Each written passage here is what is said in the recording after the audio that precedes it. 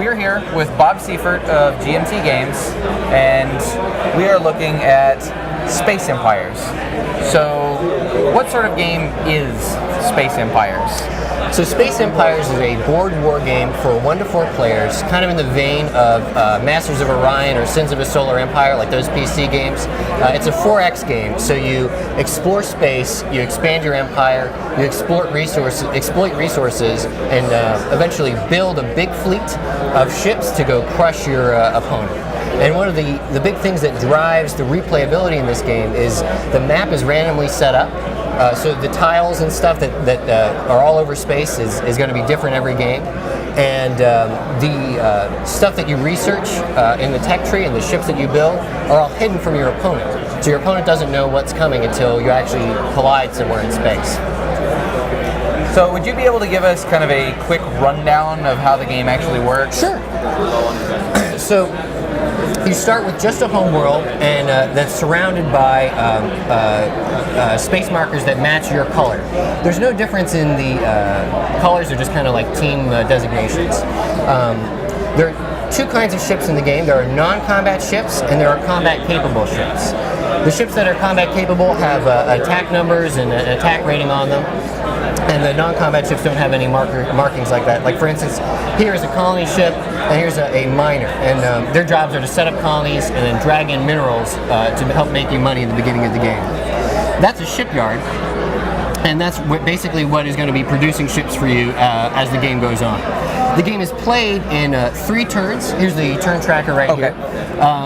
You play 3 regular turns where you move, fight, and explore in turn order with your opponent, and then after those are complete, you go to the economic phase where you decide what you're going to research and what you're going to build at your shipyards. And at the end of the economic phase, any colonies that you set up grow and continue to develop, so you make more money as time goes on. So in the early game, you're exploring space with your military ships and your colony ships, setting up new colonies, dragging in minerals and that kind of stuff to help improve your econ. And then once you get your econ engine going, you research technology and build a big fleet of ships and send them out across at your opponent. In general, the markers in your home system are safer to explore. These white markers are deep space. Those are much more dangerous, but it's high risk, high reward. So even though there's a lot of ways to lose all your ships when you explore deep space markers, you can get much bigger minerals, and there's different things out here that can help give you technologies. Combat is played out on this battle board here. Military ships have a letter designation, and that's basically their initiative. So if you had a bunch of scouts, you'd place them on the E here, and then your opponent would place his ships on the opposite side of the board. So if your opponent had a ship that fired at A, they would fire before the scout, and so they could shoot at the scout and potentially blow that scout up. And these markers here for the scouts and all the military ships, they're group markers, so they actually represent a group of ships.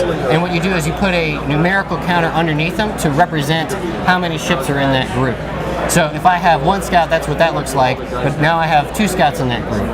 And you can split and merge groups as long as they have the same ship type and technology anytime you want. And normally, like I said, the information is hidden. All your military ships have the same kind of generic back, so that when they're moving across space, your opponent doesn't know what's out there. And in fact, there are these decoy counters that you can build, and they look the same as any other military ship. So something I like to do sometimes is send one fleet one way and then a bunch of decoys the other way, and try and make you have to decide which one you're going to try to defend. The first expansion for the game came out in 2012. That adds things like crew experience, flagships, ground troops, boarding ships, customizable ships. The base game just has basically incrementally bigger ships. In addition to, in the advanced rules, you have mines, fighters, and ships with cloaking devices. And one of the things I like about that is all these rules are modular and can be kind of plugged in at any time.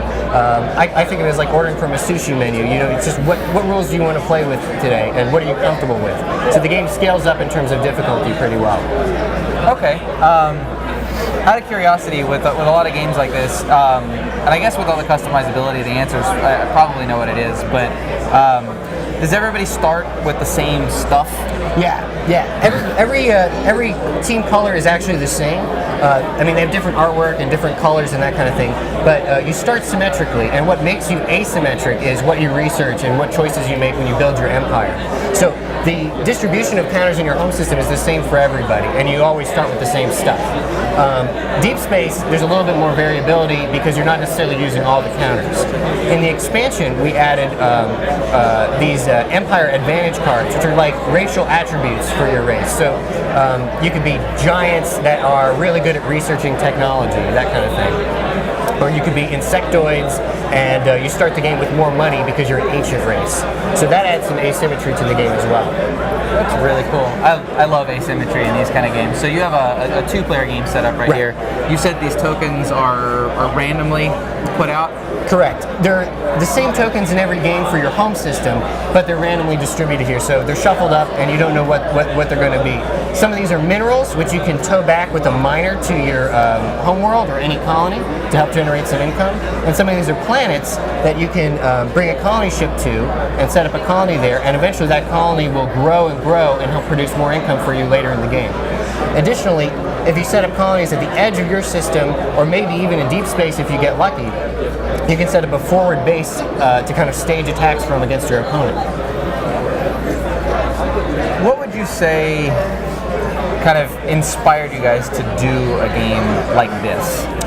Well, Jim Crone's the designer of the game, and I know a big influence for him, and a reason that drew me to this game is playing those old PC games like Masters of Orion and that kind of thing, where you kind of want to explore and build colonies and research technology and do this big space opera. Like, one thing when I play this is some games really feel like I'm playing Star Wars, where I'm trying to take down the Death Star. Other games feel more like Star Trek, that kind of thing. So you get different stories out of this game, and I don't think that many other games really offer that kind of storytelling that can be done in one sitting. Like in about 2.5, 3 hours, you can easily do a two-player game, whereas a lot of other games out there, they tend to be big and with a lot of cool moving pieces, but you need a big time sink to get those to the table. I got So this is sort of a streamlined way of kind of having your cake and eating it too. Yeah, you actually answered what my next question was going to be. I was going to ask you, what did this one do better, and you got that one right on the head there. So where would people be able to get this game? So you can order it right now at gmtgames.com, and it's also available at Cool Stuff Inc. We have a new expansion that should be coming out next year, and that's available for pre-order from GMT Games. It should be on sale right now. Would you be able to tell us anything about that new expansion? So the new expansion is going to add a fifth player to the game. Right now it can support up to 4 players, and that fifth player is going to be asymmetric compared to everybody else. So whereas these guys started with the same stuff, this new fifth player, which we're calling the Replicators, they basically spread really fast, kind of like a virus across space, and consume planets, generating tons of resources, but they can burn out. So they kind of have this early game like peak that you have to stop them from doing. So that's a new game mode we're adding there. In addition to, while I do like our counter art and that kind of thing, we're adding these new big hex counters for nebulas and asteroids and the terrain out there. So instead of just having a counter that just shows a little picture of asteroids here, it's going to take up the whole hex, and really it'll look a lot better when you're playing the game. So that's another thing we're adding in the expansion. Okay, so you would actually start with these squares still, but then as they take get it flipped off and over, put the you new one replace down. it. So it's all just trying to pimp the game out, basically. Okay. Yeah. All right. Well, this sounds fantastic. I'm going to have to give this a try sometime. I really appreciate your time. Thanks.